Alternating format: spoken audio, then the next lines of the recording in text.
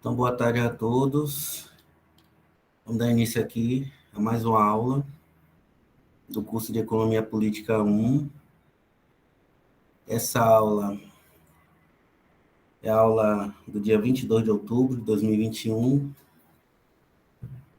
Essa aula é síncrona para a turma 1 e assíncrona para a turma 2. Nessa aula, nós vamos tratar da última função do dinheiro, que é a função do dinheiro como dinheiro mundial, e, posteriormente, nós vamos começar a discussão no capítulo 4. Desculpem, horrível, aconteceu isso durante a gravação, mas coisa da vida. E aí nós vamos começar a discussão no capítulo 4, que trata da transformação do dinheiro em capital, né, que é o último capítulo da primeira unidade. Então, antes de começar a discussão, vocês receberam as gravações que eu realizei no dia 15? Sim, professor. Alguém não recebeu? Então, ótimo. Então, caso alguém não tenha recebido, basta me enviar o e-mail, né, para o meu e-mail institucional, uma mensagem para o meu e-mail institucional, que eu envio a gravação, tá bom? Bom, então a última das funções, né, que a gente ficou de analisar foi a função do dinheiro como dinheiro mundial. Quando é que o dinheiro funciona como dinheiro mundial? O dinheiro, ele funciona como dinheiro mundial quando se trata do intercâmbio internacional, ou seja, do comércio internacional, do comércio mundial. Então, a moeda, né, que vai servir como referência para as transações internacionais, vai atuar como dinheiro mundial. Então, por exemplo, no caso da economia mundial contemporânea, é o dólar que atua como dinheiro mundial. Tá? Então, se a gente pensar, por exemplo, na nossa realidade, né? Nós temos uma moeda, que é o real, e esse real ele funciona como equivalente geral no âmbito da nossa economia, né? da economia brasileira, do território brasileiro. Então, é o real que vai atuar como dinheiro, né? E vai desempenhar todas aquelas funções que nós estudamos: meio de pagamento, meio de compra, medida do valor, dinheiro de crédito, etc., né? Entre outras funções que a gente analisou aqui. Só que no intercâmbio internacional, por exemplo, nas relações de nossa economia, nas relações de nossa economia com a economia de outros países, não é o real que vai, né, funcionar como dinheiro em escala internacional, é o dólar. Então, o dinheiro, o real, ele não vai atuar como dinheiro mundial. É o dólar que vai desempenhar essa função no comércio internacional. Tá? Então, só para vocês entenderem um pouco da diferença. E na função, né, qualquer moeda, né, que cumpra a função de dinheiro mundial, ela vai desempenhar todas aquelas funções que nós estudamos anteriormente. Ou seja, a função de medida do valor, ou medida geral dos valores, só que agora em escala internacional, né, em escala mundial, escala global, como também como meio de compra, né, só que meio de compra internacional, e não como meio de compra, como é o caso do real aqui na economia brasileira, e também como meio de pagamento em escala internacional, ao invés de apenas na escala nacional, como é o caso da nossa moeda. Certo? Então, vou explicar cada uma dessas funções detalhadamente. Então, nós sabemos que o dólar é que atua como dinheiro mundial. Por isso que quando nós vamos viajar para outros países, né? Quando alguém vai viajar para outro país, para a Inglaterra, para a França, etc., normalmente a pessoa tem que transformar, né, a moeda doméstica, no caso o real, em dólar ou em outra moeda, né? Mas principalmente em dólar. Se você for para a China, por exemplo, você tem que transformar os seus reais em dólar para poder fazer compras lá no território chinês, ou no território americano, ou tailandês, enfim, né? Pelo fato do dólar desempenhar essa função de dinheiro mundial. Então, vejam, nas compras internacionais, tá? Nas compras internacionais, é o dólar, né, que vai funcionar como um meio de compra internacional. Então, toda vez que uma empresa, né, vai fazer uma compra à vista, né, ela tem que comprar com dólar. Ou mesmo nós, né, pessoas físicas. Quando nós vamos para um outro país, se a gente quiser comprar qualquer produto, né, em alguma outra economia, né, numa economia estrangeira, nós temos que utilizar o dólar. Então, se a gente vai comprar uma camisa, um tênis, né, a gente tem que transformar o nosso real em dólar para poder comprar essa camisa à vista, né, sei lá, no território mexicano, no próprio território americano, no território inglês ou no território chinês. Né? Por quê? Ao desempenhar essa função, o dólar está atuando como meio de compra internacional, né, como meio circulante. Ele está viabilizando o quê? O processo de circulação social das mercadorias, só que em escala internacional. Tá? Então, você pode fazer compras internacionais, mas para isso você precisa utilizar o dólar. Então, o dólar, nessa circunstância específica, está atuando como meio de compra universal ou meio de compra internacional. Tá?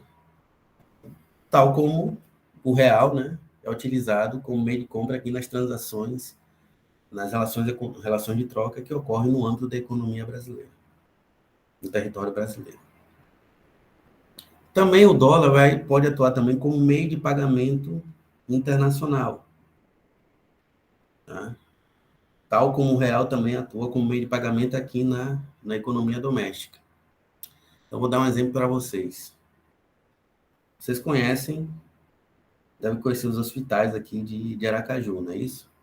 Acredito que sim, que mora aqui. Então, tem um hospital ali, aqui, fica aqui no Jardins, como é o nome dele? Hospital Primavera, né? Então, o Hospital Primavera compra muitos equipamentos importados para realizar, enfim, exames, né? Então, muitos desses equipamentos são utilizados, né, pelo hospital como meio de produção, né? Realização de exames, tomografia, etc., são equipamentos importados. Como é que ele adquire esses equipamentos importados? Boa parte dessas compras que esse hospital realiza são compras financiadas. Não? Então, ele financia a compra, por exemplo, de um equipamento que vai realizar exame de tomografia. Né? Os supermercados aqui de Aracaju, por exemplo, tipo Atacadão, Açaí, eles usam um meio de trabalho que são aquelas empilhadeiras que vocês já devem ter visto em supermercados. Muitas dessas empilhadeiras são importadas. Então, essas grandes redes de supermercado podem comprar essas empilhadeiras financiadas, né? Comprar a prazo, né?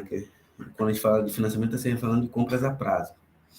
Pois bem, quando o Hospital Primavera financia a compra desses equipamentos importados, ou quando o Atacadão, por exemplo, financia a compra dessas máquinas empilhadeiras,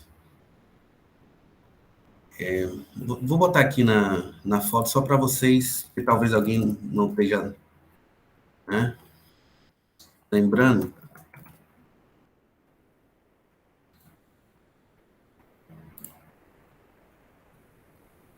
Aí com a imagem fica mais fácil, né?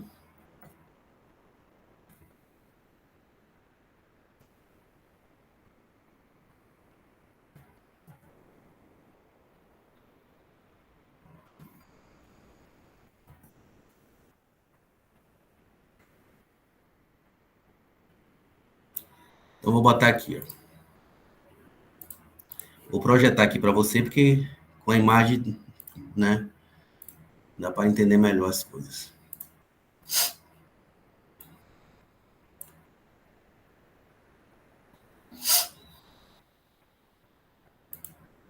Então, quando eu falo em máquina empilhadeira, eu estou me referindo a esses carrinhos aqui que vocês já devem ter visto em supermercados, né? Então, normalmente isso aqui é feito para repor as prateleiras, né? Pegar essas caixas que estão lá no estoque e colocar na prateleira os produtos que já foram, né, para serem vendidos em nova oportunidade. Isso aqui. Então, esses equipamentos, muitos deles são importados. E equipamento médico, exame de tomografia, é esse daqui, né, que vocês estão vendo aqui pela imagem, certo? Então, esses equipamentos normalmente são muito caros, né? Então, o hospital tem que comprar 5, 6 desses equipamentos, grandes hospitais. Então, eles financiam a compra desses equipamentos, né?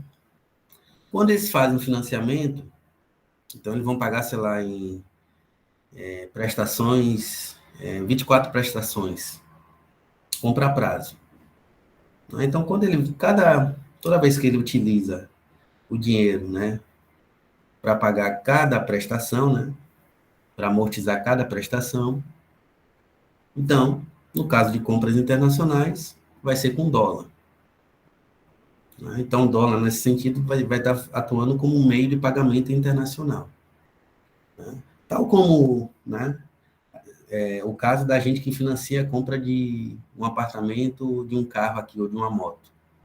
A gente compra financiado, né? E o pagamento de cada prestação a gente faz com o real. Aí o real está funcionando o quê? Como meio de pagamento.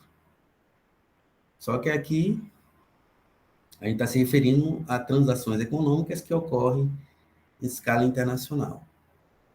Então, toda vez que uma empresa, né,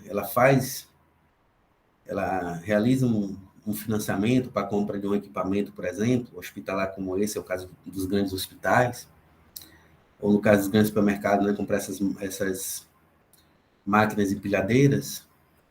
Então, à medida que ela vai pagando cada parcela, né, das prestações, ela vai pagar com dólar, porque é dólar que é a moeda de reserva internacional, ou, nos termos do Marx, né, é a moeda que atua como dinheiro mundial, certo? Então vejam que não tem dificuldade nenhuma. A única diferença é que, quando eu fiz aquela discussão no início, tratava-se de transações que ocorriam, né, na esfera nacional da circulação de mercadorias. E aqui a gente está se referindo a transações que ocorrem na esfera internacional, no comércio internacional. Não há muita dificuldade. E também o, o dólar, né, que é o exemplo atual, mas já foi a libra esterlina, por exemplo, na época do Marx, os metais preciosos,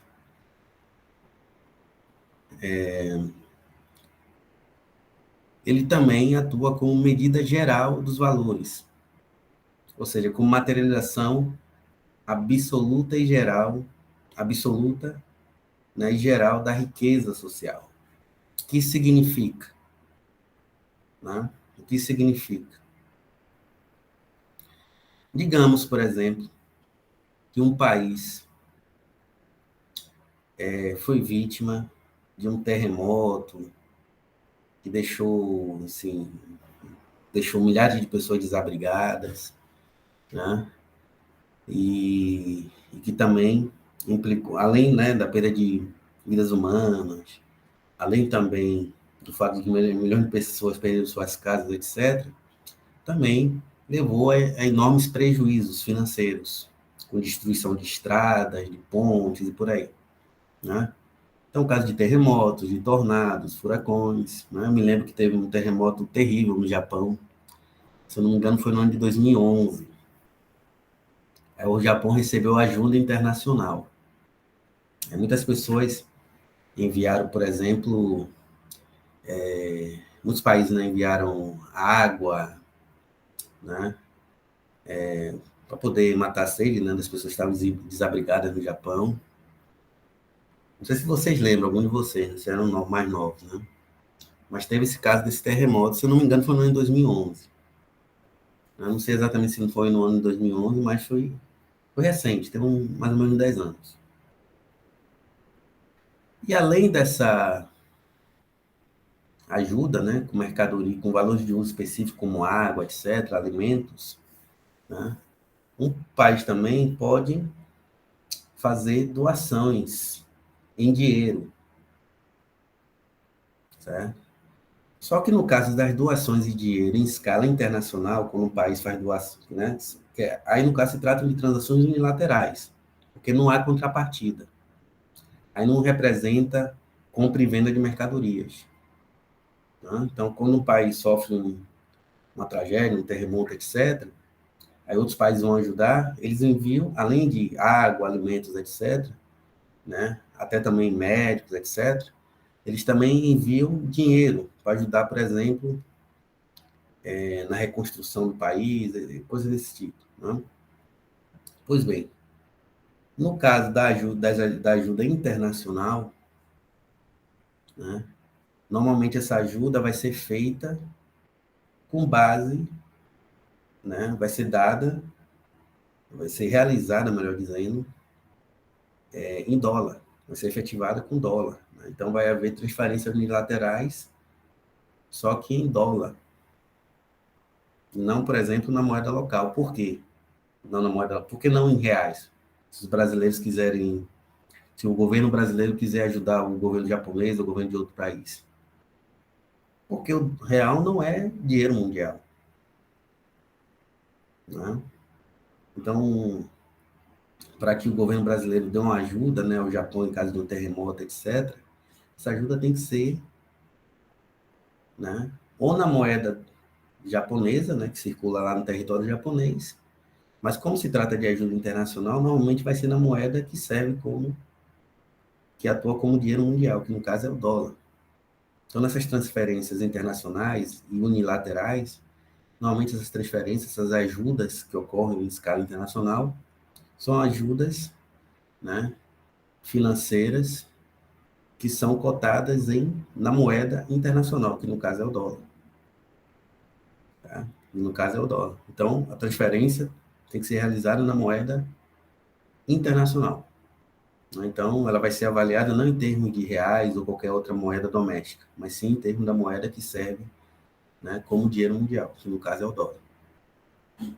Então, nessas circunstâncias, né, de ajudas internacionais, transferências unilaterais, né, o dólar ele está atuando com materialização absoluta e geral da riqueza mercantil. Ou seja, ele está atuando como medida geral dos valores, só que em escala internacional. É como se o dólar fosse a própria expressão da riqueza, mas da riqueza em termos capitalistas. É por isso que nas ajudas internacionais, você não vai mandar reais, né, para um outro país. Você vai mandar dólar, né, para poder ajudar. Ou mesmo se você tiver um parente, né, isso tem muito, né? Além desses casos de ajudas internacionais, em função de tragédias, etc., terremotos, também existem casos de famílias, né, que têm parentes no exterior.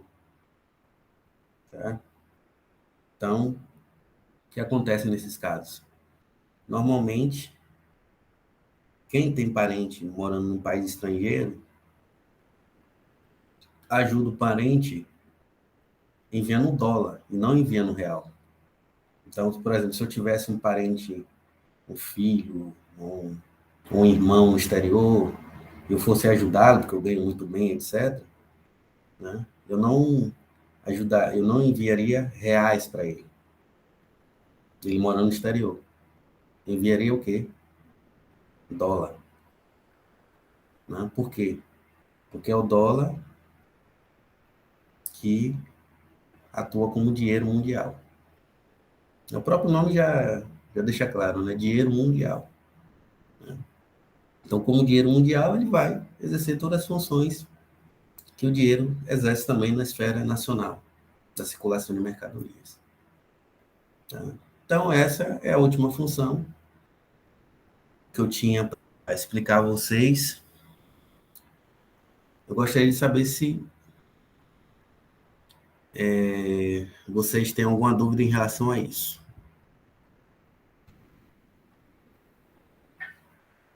Se alguém quer tirar alguma dúvida.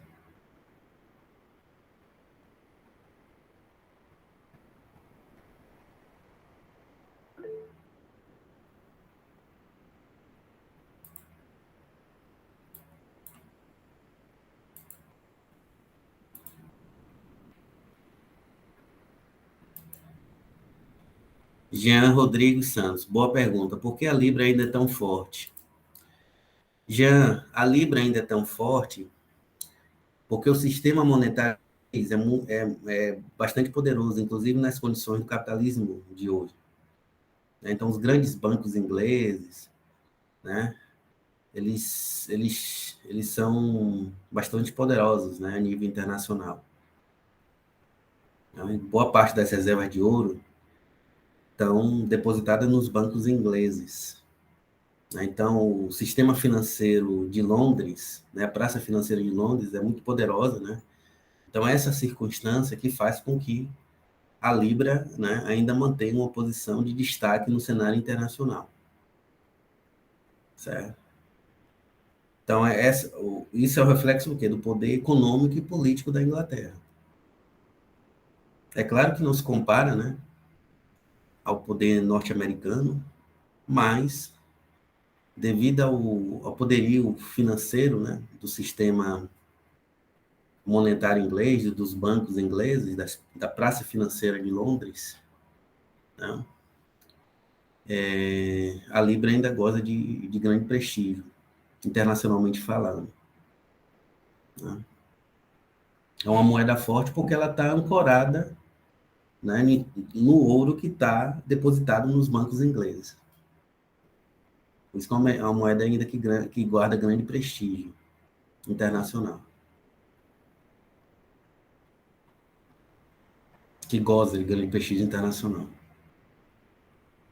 Entendeu?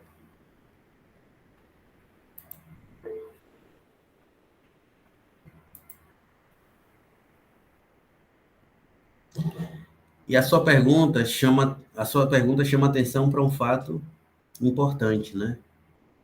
Para que o dinheiro, né, para que uma moeda doméstica, né, assuma a função de dinheiro mundial, isso vai depender do quê? Do poder econômico e político do país. Né? Aquele país que domina, seja economicamente ou seja politicamente, no cenário internacional, ele vai conseguir impor a sua moeda como moeda de reserva internacional, como dinheiro mundial. Certo? Por isso que o dólar hoje é a principal moeda no cenário internacional. Mas outras economias também são bastante fortes, né? Economias europeias, né? Chinesa, japonesa, e a moeda desses países ainda goza de um relativo prestígio.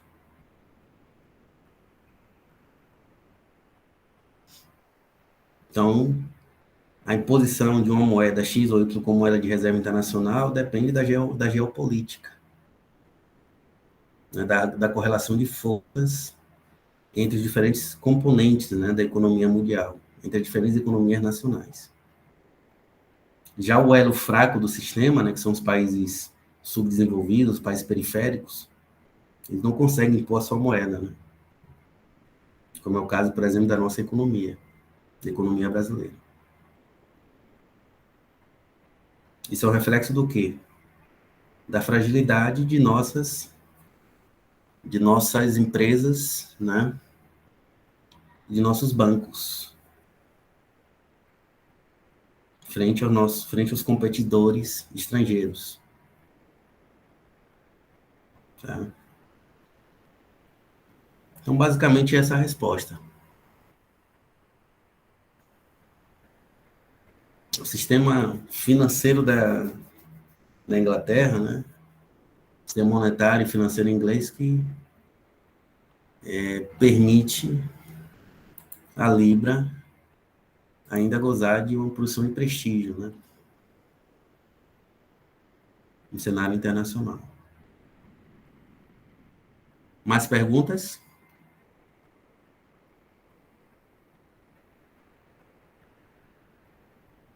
Pode ficar à vontade, pessoal, para fazer perguntas.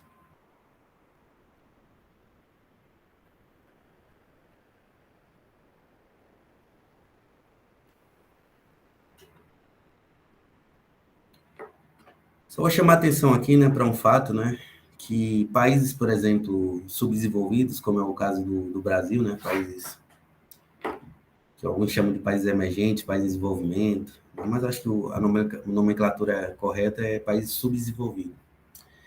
No caso brasileiro, né, o Brasil no comércio internacional, ele precisa acumular reservas cambiais, né, para, enfim, poder liquidar suas dívidas, né, no comércio internacional. E normalmente todas as crises, né, que ocorrem no âmbito da economia brasileira são crises no balanço de pagamentos. Ou seja, crises decorrentes da nossa incapacidade, né, de liquidar as nossas dívidas no comércio internacional. Então,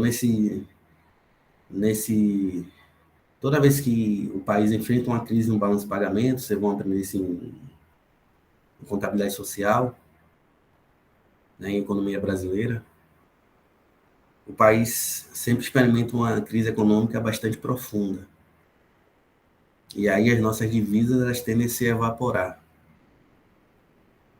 Né? Agora, por sua vez, né, por outro lado, melhor dizendo, quando o país experimenta um crescimento econômico robusto,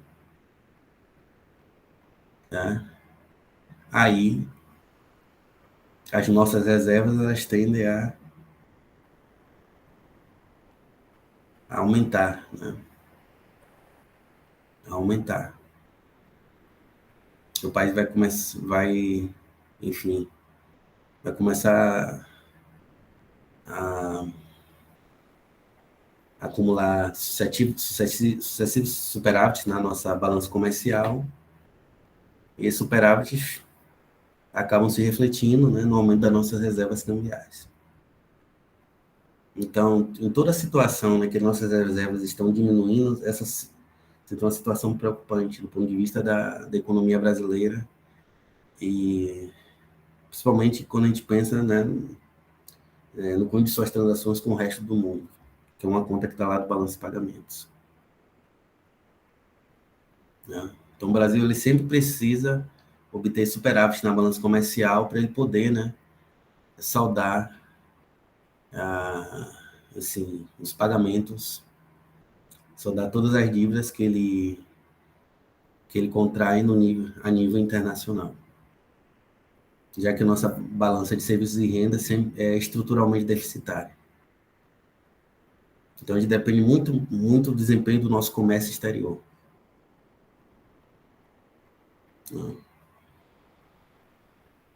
Mas, enfim, vocês vão ver isso com mais detalhes em economia brasileira.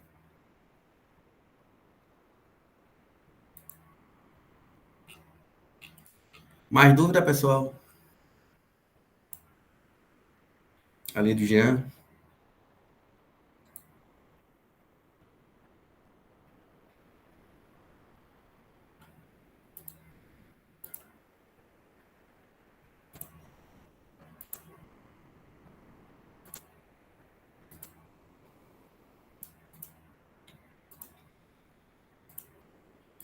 Então, vamos para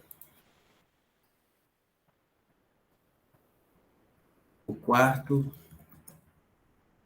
e último capítulo, né, da primeira unidade, que se chama Transformação do Dinheiro em Capital. Então, no primeiro capítulo, nós estudamos a teoria do valor de Marx, certo? No segundo capítulo, nós vimos a discussão sobre o processo de troca, né? Essa discussão foi importante para explicar a gênese do dinheiro. No terceiro capítulo, nós estudamos as funções do dinheiro, meio de compra, medida dos valores, meio de pagamento, signo do valor, entesouramento, né? Enfim, a função do dinheiro como dinheiro mundial, né? Foi essa última que nós trabalhamos hoje. E agora nós vamos para o capítulo que é, digamos assim, um capítulo que constitui o cerne de todo o capital, né? Talvez seja o capítulo mais importante. Por que o capítulo mais importante? Porque toda a leitura do Capital depende da compreensão, né, do capítulo 4. Então, esse capítulo é como se fosse uma espécie de pilar fundamental para todos aqueles que se aventurarem na leitura dos 3 livros do Capital. Então, se você não entender o capítulo 4, você não vai entender o restante do livro primeiro, bem como o livro segundo e o livro terceiro do Capital. Ou seja, você não vai entender os 3 livros, né, em conjunto, se você não compreender esse capítulo. Esse capítulo é fundamental, né? O capítulo é fundamental, extremamente importante. Então, para quem tem interesse, né, em ler o Capital, em todo o Capital, eu recomendo, né, a leitura atenciosa desse quarto capítulo. Ok? Bom, quando é que o dinheiro se transforma em capital? Essa é a questão fundamental, né, que o Marx vai tentar responder ao longo desse quarto capítulo. Ora, esse questionamento, essa problemática, envolve, obviamente, uma certa definição de capital, certo? Envolve uma certa definição de capital. Então, o que é capital para Marx? A primeira coisa que eu quero chamar a atenção aqui de vocês é que, para Marx, capital e dinheiro não são sinônimos, não são a mesma coisa. Então, muitas vezes, esses dois conceitos são confundidos, certo? Talvez esses dois conceitos são confundidos. Capital e dinheiro não são a mesma coisa, tá? O dinheiro, né, pode vir a se tornar capital ou não, mas ele por si só não é capital. Por que eu estou me referindo a esse fato? Porque no senso comum, há uma tendência de se tratarem os conceitos de dinheiro e de capital como sinônimos, certo? E não só no senso comum, mas também isso está presente na própria teoria econômica. Eu vou dar um exemplo para vocês. Quando se fala em conceito de capitalismo, né? O conceito de capitalismo, tal como ele é usualmente utilizado, quando a gente pensa em capitalismo, né? Mesmo quem faz a crítica ao capitalismo predatório, capitalismo primitivo, esse tipo de coisa, capitalismo selvagem, né? De maneira do engenheiro do Havaí, sempre se associa o capitalismo a bancos, a instituições financeiras, certo? Então, se fala que o capitalismo é predatório porque os bancos exploram os seus correntistas, os seus devedores, cobrando altas taxas de juros, né? Então, normalmente se associa, né, o capitalismo ao poder financeiro dos bancos, né?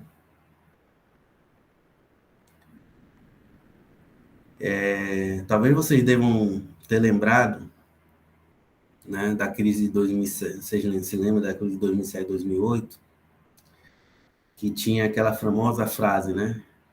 Os 99% contra o 1%. Então, toda a crise, que era uma crise do capitalismo como um todo, era acreditada aos bancos, certo? Os bancos foram responsabilizados por toda a crise do sistema capitalista, né? Ou seja, a especulação financeira é entendida, né, por muitos como a causa principal da crise financeira de 2007 e 2008, que levou à falência de vários bancos, inclusive do Lehman Brothers, né? Pois bem, e aí surgiu, né, aquele slogan, né, que, digamos assim, foi o ponto de partida daquelas manifestações que ocorreram no centro do sistema capitalista, ou seja, lá nos Estados Unidos,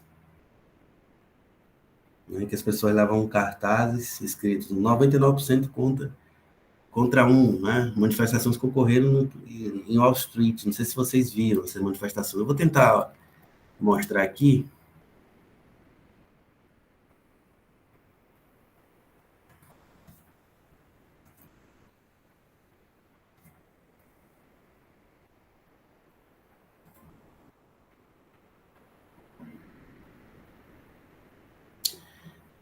Nós somos os 99%. Aqui, ó. Essas manifestações aqui, ó. Nós somos os 99%.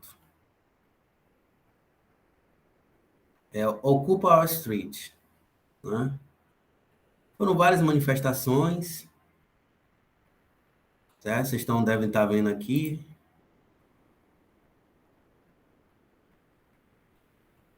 as imagens. Aqui, ó. Parem os lucros, salvem vidas, né? Stop profits, save lives. Vocês estão conseguindo observar aí, não é isso? Estão conseguindo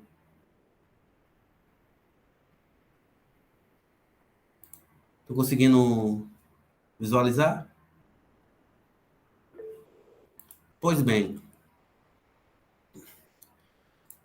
essas manifestações me chamaram muita atenção na época, né? Por que me chamaram a atenção? Porque se creditou a culpa de toda a crise ao sistema financeiro norte-americano, a Wall Street, né? Como se o capitalismo ele fosse sinônimo de capitalismo financeiro, ou seja, de bancos, instituições financeiras em geral, fundos de pensão, fundos de investimento, etc. Né? E aí as empresas, né, do ramo industrial, do ramo comercial, não foram, digamos assim, responsabilizadas. Né? Se creditou toda a culpa da crise econômica de 2007 2008, boas análises, boa parte das análises econômicas, etc., ao grande poder dos bancos e das instituições financeiras em seu conjunto. É isso que ensejou esse movimento aqui, né? Ocupa Wall Street. Nós somos 99%. O 1% é representado pela oligarquia financeira, os proprietários dos bancos, das instituições financeiras em geral. Tá? Isso me chamou muita atenção na época. Por quê?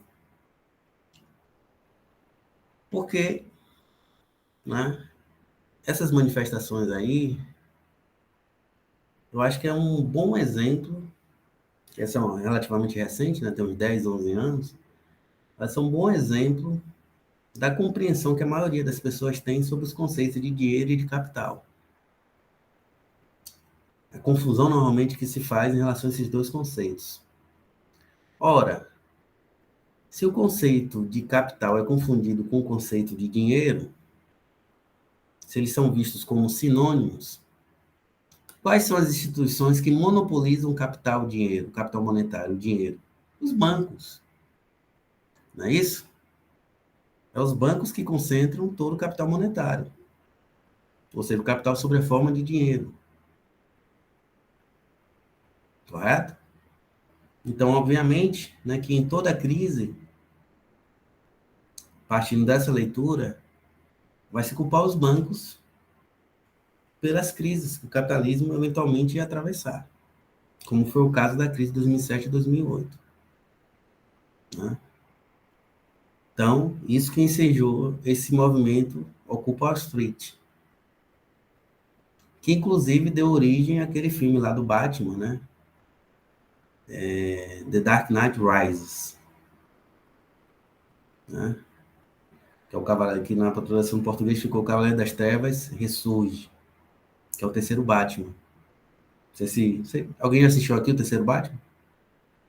Que ele enfrenta o Bane. Alguém assistiu?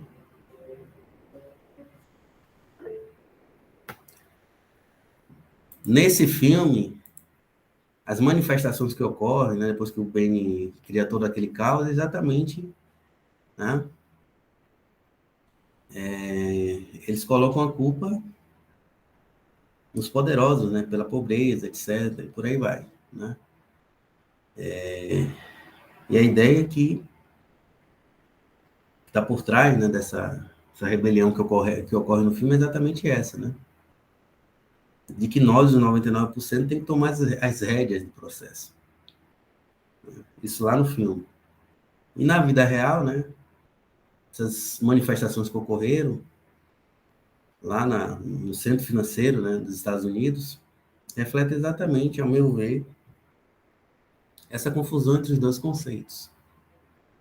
Porque essa crise de 2007 e 2008 não foi uma crise, né, do sistema financeiro, mas sim uma crise do próprio sistema capitalista. O seu sistema capitalista ele não se restringe aos bancos, às instituições financeiras. Né? Quando a gente fala de capitalismo, ele não pode associar diretamente o capitalismo apenas a bancos, instituições financeiras. Quando ele fala de capitalismo, está se referindo a todos os proprietários do capital. São o quê? As empresas industriais, as empresas comerciais e os próprios bancos. Né? E também as empresas do setor agrícola, os proprietários de terras. Então, o capitalismo abrange esse conjunto de empresas, esse conjunto de setores da atividade econômica, ou que no linguajar do Marx seria as diferentes formas do capital, que é o capital bancário, capital comercial, capital industrial. Tá? E também aos proprietários de terras. Os proprietários de terra. Capitalismo envolve todas essas frações. Né? Todos eles representam o capitalismo. Todos eles são símbolo do capitalismo, não apenas os bancos. Tá? Por que eu estou chamando a atenção de vocês para esse fato? Né? Porque além de acreditar a crise somente, né, a especulação que ocorre no sistema financeiro, na formação de bolhas financeiras, etc., normalmente, né, as empresas do ramo, os empresários do ramo industrial, do ramo comercial, etc., não são tratados como capitalistas, mas sim são tratados como empreendedores, tá? São tratados como empreendedores. Então, você tem os capitalistas, né? Onde reina a avareza, etc., o impulso pelo lucro, o lucro a qualquer custo, né? Que são os bancos e instituições financeiras, e você tem os empreendedores, né? Que são os empresários ligados à indústria, ao comércio, etc., ou agricultura, que são os responsáveis, né, por levar o progresso econômico, né, por viabilizar o desenvolvimento econômico, na medida em que eles dirigem essas empresas, né, que realizam inovações, né, que a todo momento estão aperfeiçoando os métodos de produção, né, que estão produzindo riqueza. Então, portanto, esses indivíduos são empreendedores. Eles são sinônimo de progresso. Progresso material, progresso econômico, progresso científico, progresso tecnológico. Então, eles não são tratados como capitalistas pela teoria econômica, mas sim como empreendedores, ou como muitos chamam, inovadores, empresas que realizam inovações, etc., né? Não que elas não realizem realmente inovações, realizam, né?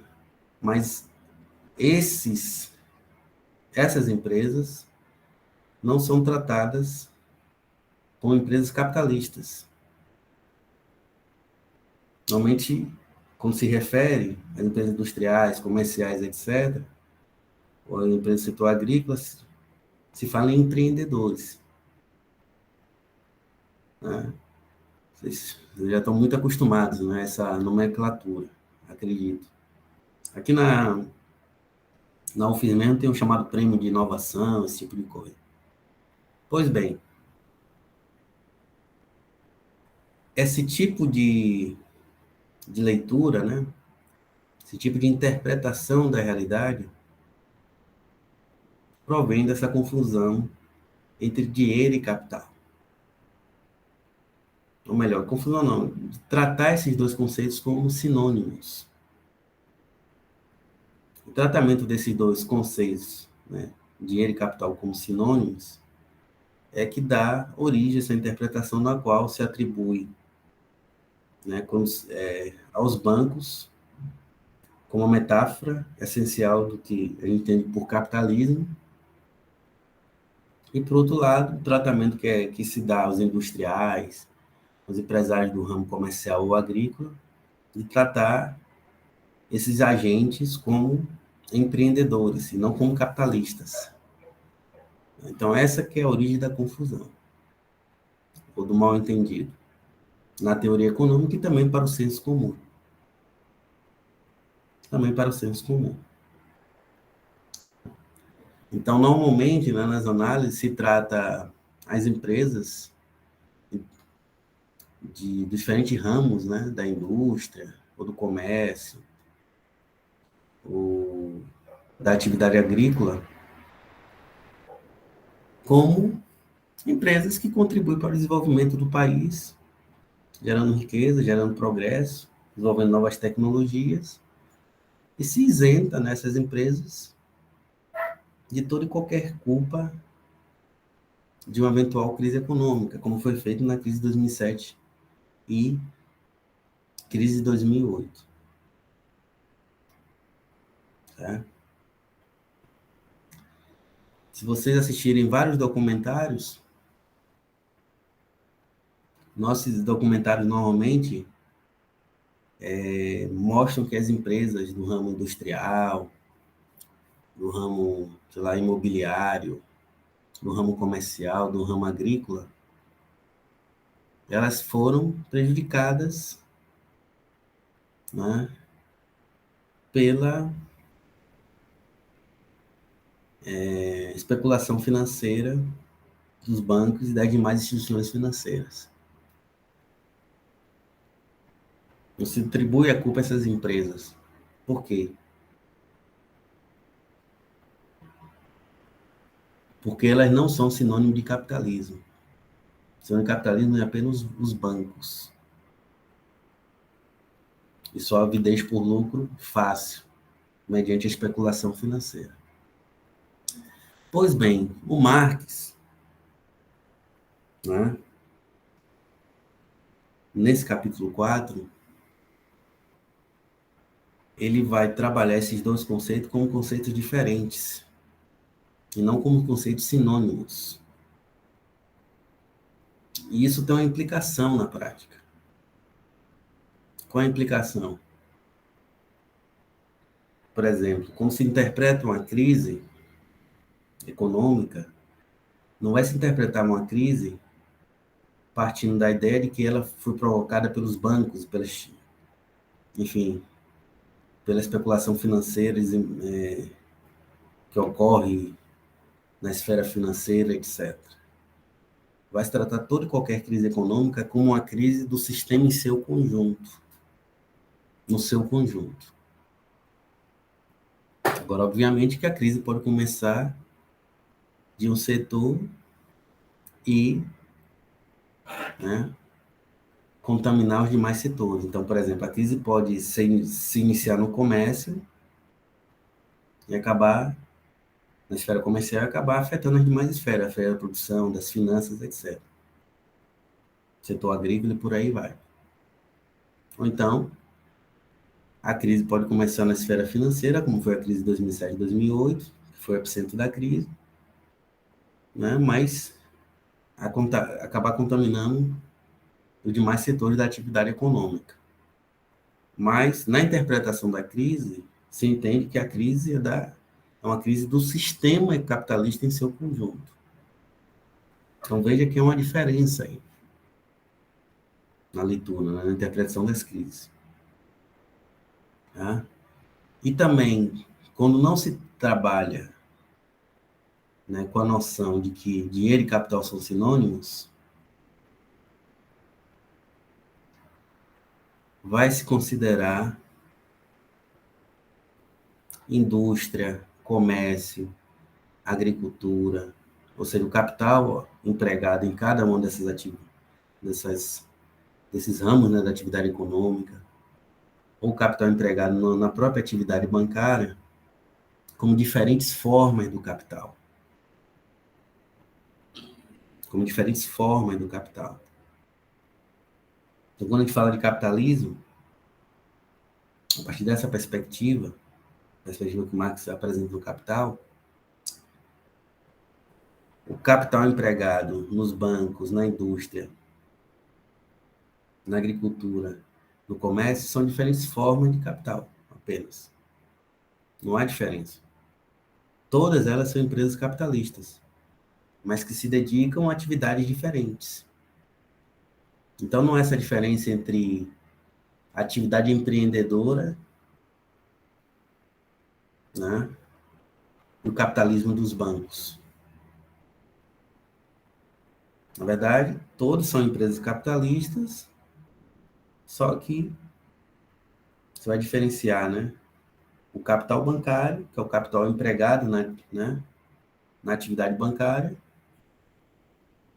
que é o caso, por exemplo, do Bradesco, Santander, etc., do capital que é empregado na indústria, que dá origem ao conceito de capital industrial, do capital que é empregado na atividade comercial, que é o caso dessas empresas tipo G Barbosa, Ponto Frio, etc., que aí é o capital comercial,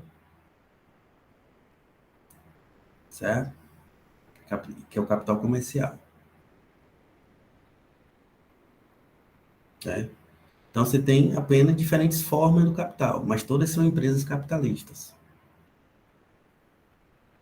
Todas têm a produção da mais-valia como objetivo fundamental. Lembrando que eu vou explicar esse conceito de mais-valia através da explicação, né, desse quarto capítulo. Então, a primeira coisa que eu quero fazer ao discutir o conceito, o capítulo 4, melhor dizendo, é apagar com a borracha, né, essa ideia de que dinheiro e capital são a mesma coisa, são sinônimos. Porque isso é que leva à interpretação equivocada de que o capitalismo é apenas sinônimo de bancos. Tá? E as outras demais atividades é sinônimo de empreendedorismo, atividade empreendedora, que está bastante celebrado já na teoria econômica. Certo? Então, essa é a primeira coisa que eu quero apagar de vocês. Né? Passar uma borracha. Né? Vocês não confundam esses dois conceitos, dinheiro e capital. O dinheiro, nós vamos ver isso, é apenas uma das formas que o capital assume em seu processo de autovalorização. Eu vou explicar isso mais adiante. Mas dinheiro em si não é capital. E por que não é capital, professor? O dinheiro não é capital por uma razão bastante simples. Se o dinheiro fosse capital, então todos nós seríamos capitalistas. Porque nem que seja alguns centavos, mas a gente tem uma certa quantia em dinheiro nas nossas mãos. Se não tiver na nossa mão, está na nossa conta bancária, mesmo que seja pouco. Mesmo que seja pouco. Nem que seja R$ 2 que esteja lá na nossa conta, mas a gente tem um dinheirinho, né? Uma moeda de R$ 2, duas moedas de R$ 1 na nossa carteira, mas a gente tem. Nem que seja um pouquinho. Então, se dinheiro fosse sinônimo de capital, então todos nós seríamos capitalistas. Não faz muito sentido. Né? Não faz muito sentido. Então, esse é o primeiro... a primeira coisa que eu quero chamar a atenção de vocês, certo? Para vocês não confundirem esses dois conceitos. Vocês querem tirar alguma dúvida em relação a isso?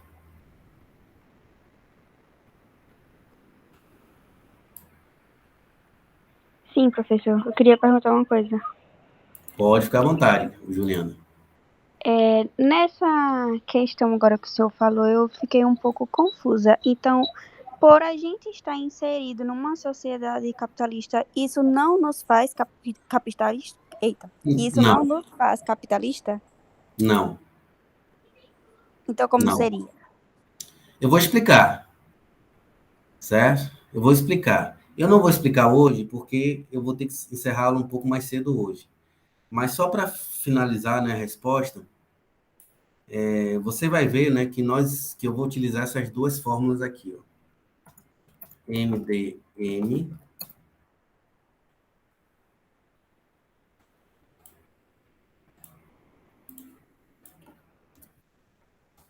e DM D'. Tá vendo essas duas fórmulas aqui, Juliana? Sim. Pois bem, nós, né, eu, você, acredito que os demais aqui, a gente sempre tem um dinheiro, uma soma em dinheiro em mãos para comprar as coisas, comprar o pão na padaria, correto? Comprar alimento no supermercado, esse tipo de coisa. Pois bem, o dinheiro que a gente gasta, né, nas transações do dia a dia descreve essa fórmula aqui, ó. Pode ser descrito por essa fórmula aqui, ó. Nessa fórmula aqui nós temos a circulação simples de mercadorias.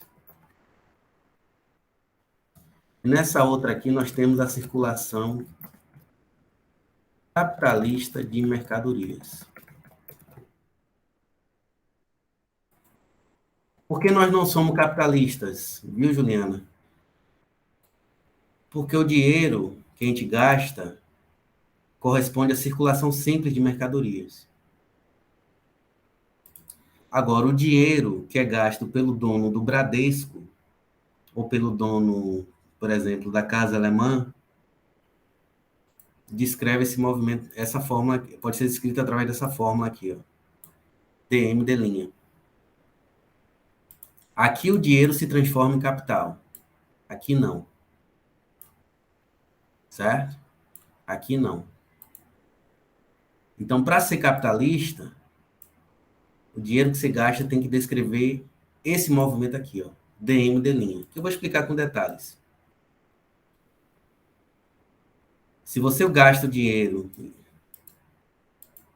né, apenas para intermediar o consumo, a troca de M1 por M2, que é a circulação simples de mercadorias, aqui não tem aqui quem gastou esse dinheiro não é capitalista.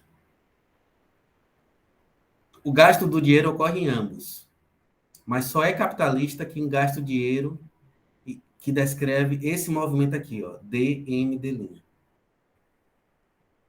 Então, todas as empresas, o dono de uma empresa industrial, por exemplo, dá um exemplo aqui de uma empresa industrial, do ramo industrial. A Brastemp, certo? Ou a Samsung. Samsung, né? Um exemplo mais conhecido da gente. A Samsung. O dono da Samsung, né? Os donos, ou o grupo que controla a empresa Samsung, o dinheiro deles percorre esse ciclo, esse movimento aqui, ó. DM de linha. O dinheiro que a gente gasta no dia a dia, mesmo a gente que pertence à sociedade capitalista, descreve essa outra formulazinha aqui, ó, MDM, ou M1D, M2, certo? Que é a circulação simples. Então, quem gasta dinheiro nessa condição aqui não está atuando como capitalista. Viu, Diana? Então, nós não somos capitalistas. Uma novidade para mim. Hã? Uma novidade para mim. É uma novidade por uma razão simples, né? Porque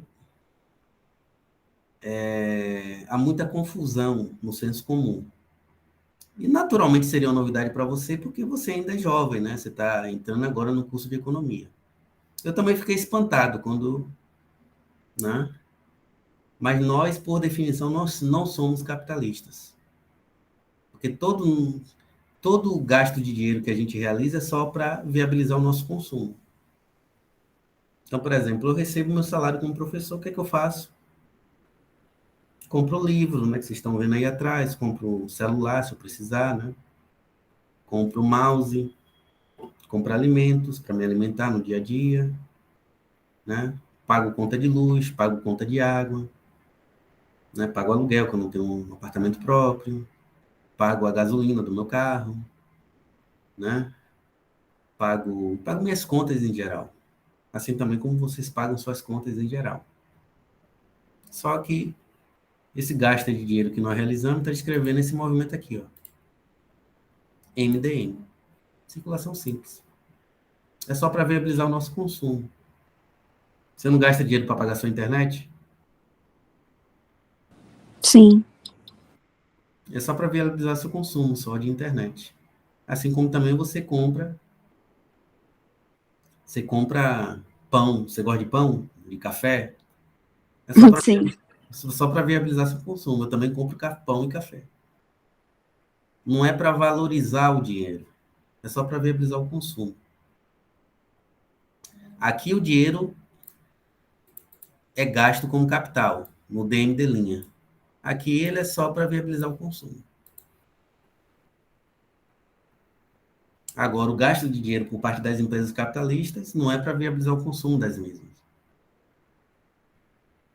É para viabilizar o quê? A acumulação de dinheiro, de riqueza abstrata. Então, a empresa investe, por exemplo, 1 milhão, né? ela vai produzir uma determinada mercadoria, e depois da venda da mercadoria, né, toda a mercadoria que ela produziu, por exemplo, esse televisor da Samsung, ela vai obter 1.100.000. Aí houve acumulação de riqueza abstrata, né? Porque ela começou o ciclo com 1 milhão, não é isso? E com a venda da mercadoria, ela obteve 1.100.000. Então, ela aumentou, né? A quantidade de dinheiro, né? Que ela tem em mãos, correto? Sim. Ela acumulou mais dinheiro no final, não é isso? Ela Sim, investiu sim. inicialmente 1.000 e obteve 1.100.000. Então, ela tem mais... Ela recuperou 1 milhão que ela investiu inicialmente e obteve 100.000 no final. Né? 100.000 a mais. Isso é valorização do capital da empresa. Isso é valorização do valor. O valor aumentou, né? Ele foi ampliado. Era 1 milhão no início, agora é 1.100.000. A gente não. A gente não valoriza o nosso dinheiro. Porque a gente não é capitalista. Por essa simples razão. E trabalhar por conta própria, né? Vou mostrar a vocês adiante, também não implica valorização. Né? Também não implica acumulação de capital. Certo? Mas isso eu vou explicar mais adiante. Por exemplo, quando eu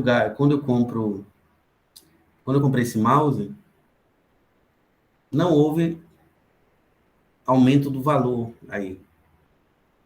O valor contido nas notas as 4 notas de R$ 20 é o mesmo valor contido nesse mouse. O valor de troca é o mesmo. Não há acréscimo de valor aí. O valor só mudou de forma, da forma dinheiro para a forma da mercadoria, que é o mouse. Mas a quantidade de valor é a mesma, 80. Não houve a passagem de D para D', certo? Não houve a passagem de D para D'. Agora, no caso da empresa, não. O D aumenta, a quantidade de dinheiro aumenta no final do ciclo do capital de uma empresa capitalista. De uma empresa capitalista. Quando eu falo empresa capitalista, Juliana, não estou me referindo a essas empresas ou essas pessoas que vendem na rua. Certo? Não estou me referindo a empresas que vendem na rua. Ou empresas que vendem na rua, não. Pessoas que vendem na rua. Pessoa que vende picolé na rua, que vende milho na rua, que vende... Né? No campo de economia tem muito disso, né? Pessoas que vendem acarajé, esse tipo de coisa, correto? Essas pessoas não são capitalistas também. E eu vou explicar o porquê posteriormente. Né? Aqui só foi a introdução ao capítulo 4. Mas eu vou mostrar a vocês o porquê que não faz sentido, né? Nós acharmos que nós somos capitalistas por natureza. Que o que determina não é o que a gente pensa sobre nós mesmos, mas sim a nossa função no sistema econômico. E a nossa função, nós não atuamos como capitalistas no âmbito da economia brasileira. Nós não valorizamos o nosso dinheiro. Então, a gente não é capitalista. Os trabalhadores, em geral, não são capitalistas. Já que o gasto de dinheiro por parte de cada trabalhador é apenas para viabilizar o consumo dos mesmos. Por isso que a gente não aumenta muito o nosso patrimônio ao longo da vida. Porque a gente não acumula capital. É diferente do Jeff Bezos, por exemplo. Ele acumula capital. Então, o patrimônio dele só tende a crescer ao longo do tempo. Né? Ele é dono de várias empresas, inclusive da Amazon. É o segundo homem mais rico, se eu não me engano, pela lista da Forbes. Sempre está entre primeiro e segundo. Né? Aí todo ano muda, né? Os dois disputam para ver quem é mais bilionário, quem é mais poderoso.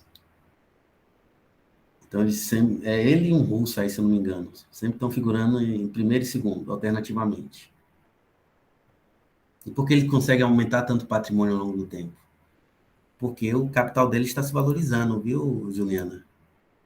Já a gente não valoriza o nosso capital. Certo? Até porque a gente nem tem condições de atuar como capitalista. Não é nem uma questão de querer, é uma questão de não poder. Né? Se a gente pudesse ser capitalista, obviamente seria muito melhor a nossa vida, né? Sobre todos os aspectos. Principalmente do ponto de vista material, né? Ter uma vida muito mais confortável. Né? Mas eu vou explicar isso com mais detalhes nas próximas aulas. Mas ficou claro, pelo menos, essa explicação que eu dei agora, Juliana? Sim, sim, professor. Né? Agora, nas próximas aulas, eu vou explicar com detalhe cada uma dessas duas fórmulas. Né? Para mostrar em que condições o dinheiro se transforma em capital. Mas só para, né, você saber, o gasto do nosso dinheiro percorre essa fórmula aqui, ó, que é a da circulação simples de mercadorias. Aqui não é capitalismo. Aqui o dinheiro não se transforma em capital. Exemplos.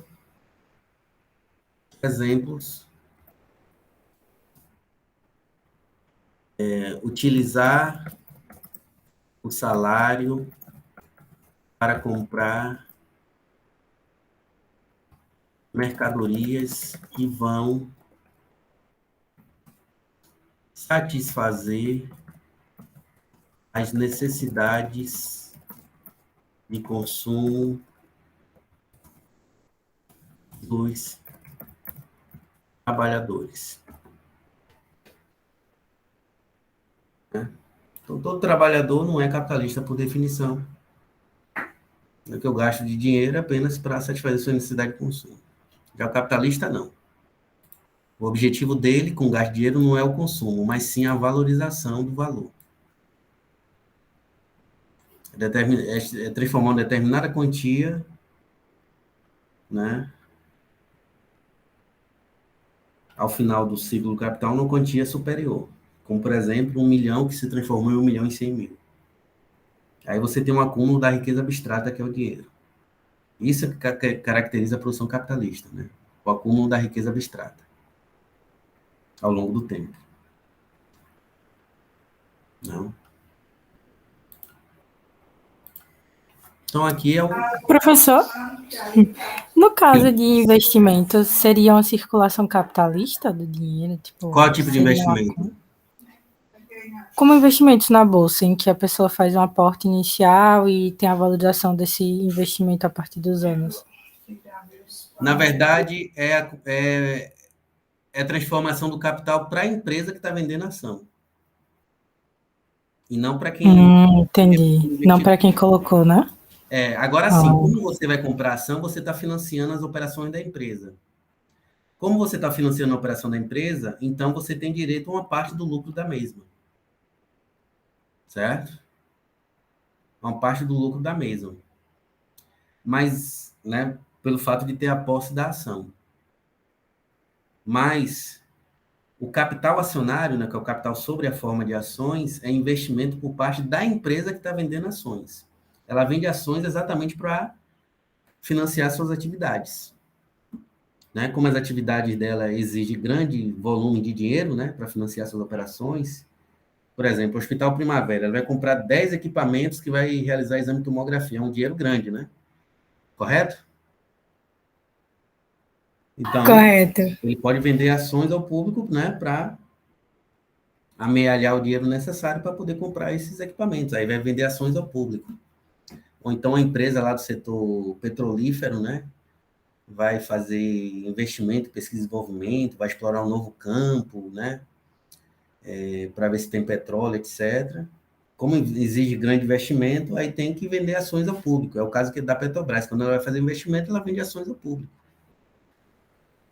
Né? Então, ela está se capitalizando com isso. Certo? Está se capitalizando com isso. Aí o proprietário da ação, ele está tendo apenas direito a uma pequena parte, né, do lucro que vai ser obtido pela empresa, né, a partir do momento que a empresa entrar em funcionamento, entrar em operação. Mas o fato de ser proprietário de ação não nos transforma em capitalistas. Isso é um mito, né? Para ser capitalista, tem que ser proprietário do capital. Certo? E, obviamente, que isso implica que a pessoa tem que ter um patrimônio de, no mínimo, milhões de dólares, milhões de reais.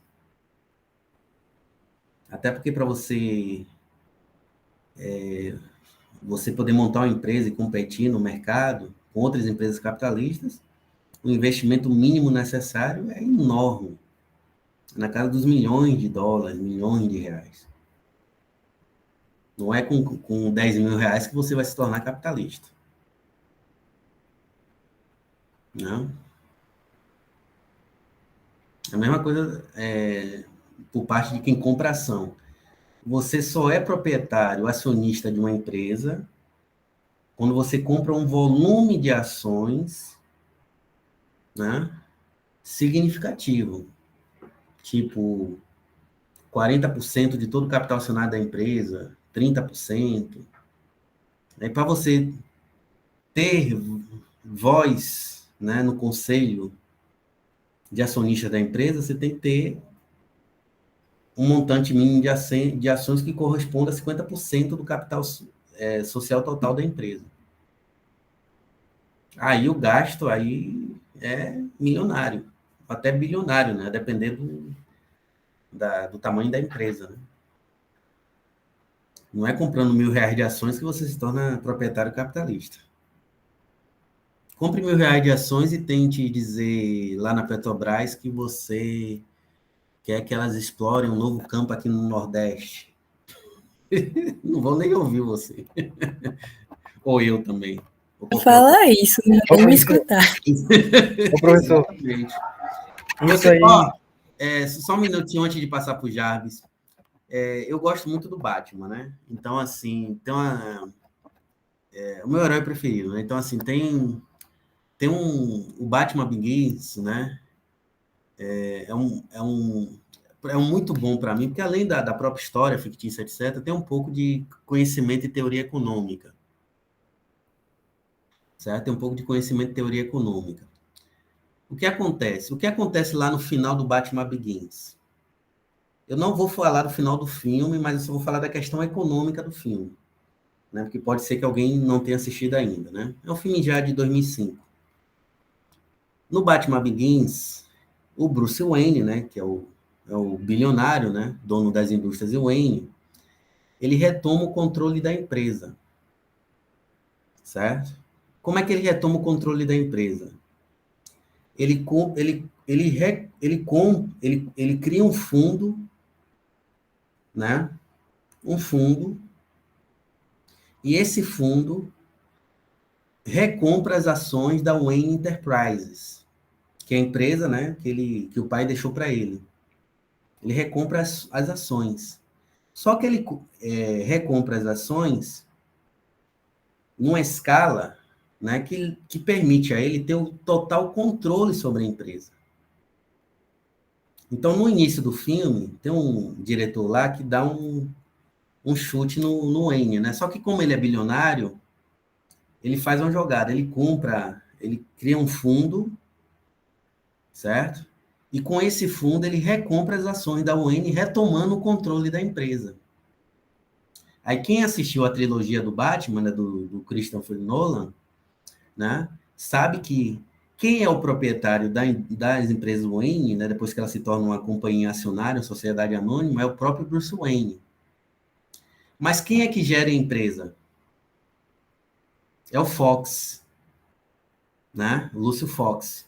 Alguém assistiu já o Batman aqui, a trilogia? Alguém assistiu do Coringa? Já. Batman, você assistiu os 3? Pois bem, não é o Lúcio Fox que é o presidente? Não é isso? Sim. Não é o Lúcio Fox que é o presidente, que o Batman escolhe ele no final do Batman Begins? Pois bem. E aí isso também vai ocorrer, né, no Batman 2 e o 3, né, do Coringa e do Bane. Não é isso? Pois bem. O Bruce Wayne é um proprietário acionista e ele se vê representado pelo Conselho dos Acionistas. Aí no Conselho dos Acionistas você tem os executivos que gerem a empresa em função dos interesses dos proprietários acionistas. É o que o Fox faz ao longo dos 3 filmes, quando ele se torna presidente da empresa, né? Então, toda decisão, né, passa pelo Conselho dos Acionistas, certo? E quem é que escolhe o presidente do conselho? O Bruce Wayne, que é o acionista majoritário. Para ele fazer isso é porque ele tem um volume de ações em mão dele que ultrapassa os 50%. Nós, simples mortais, que vamos comprar uma ação aqui, uma ali, né? A gente não é representado em nenhum conselho de acionista. Por quê? Porque a posse de nossas ações é tão ínfima que isso não nos permite ter o controle, né, sobre as operações da empresa. Então, a gente não vai decidir destino de nenhuma empresa comprando R$1.000 de ações, R$2.000 de ações, até R$100.000 de ações. Nessas grandes empresas. Com certeza, até porque a gente já começa comprando no mercado fracionário, né? Que não tem dinheiro para comprar uma só naquele lote. Exatamente. Entendeu? Então, tem muita gente que tem essa ilusão de que comprar ação lhe torna automaticamente proprietário da empresa. Não, pessoal. O proprietário da empresa é quem gera a empresa, é quem manda nos destinos da empresa, que são os grandes proprietários acionistas, que é o caso do Bruce Wayne, né? É o caso do Bruce Wayne nos filmes do Batman. Então, quem gera a empresa é quem? É o Fox, mas a mando do Bruce. Ela não é? A mando do Bruce, que é o verdadeiro proprietário acionista da empresa. Nos filmes do Homem de Ferro, quem é que gere a empresa? A mulher do Homem de Ferro, né? Aquela loira lá, que eu esqueci o nome dela agora. Que é a Gwyneth Paltrow, não me lembro agora exatamente. Eu sei quem é, agora o nome da personagem. Pepper, exatamente, é a Pepper. Quem é que escolheu ela para ser presidente? O Tony Stark, não foi? Então, o real proprietário da empresa é o Tony Stark. E por que ele é o real proprietário? Porque ele tem a maior parte, né?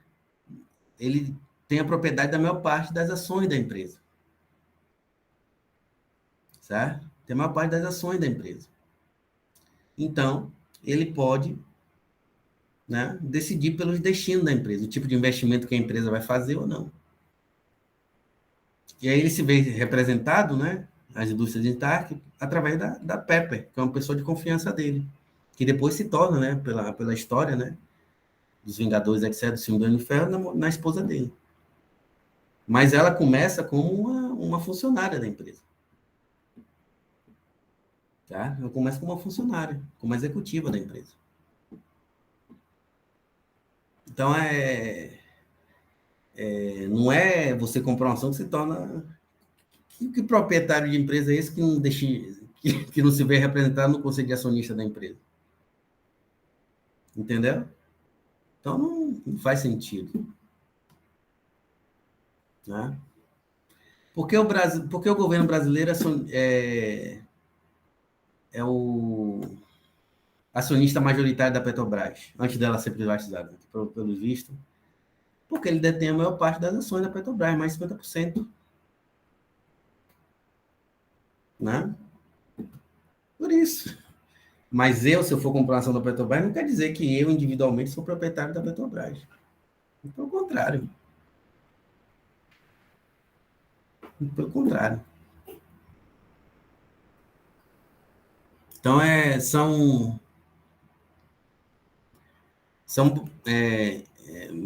mistificações, né, que a gente vê aí e que muita gente acaba acreditando, achando que é capitalista sem ser, sendo trabalhador.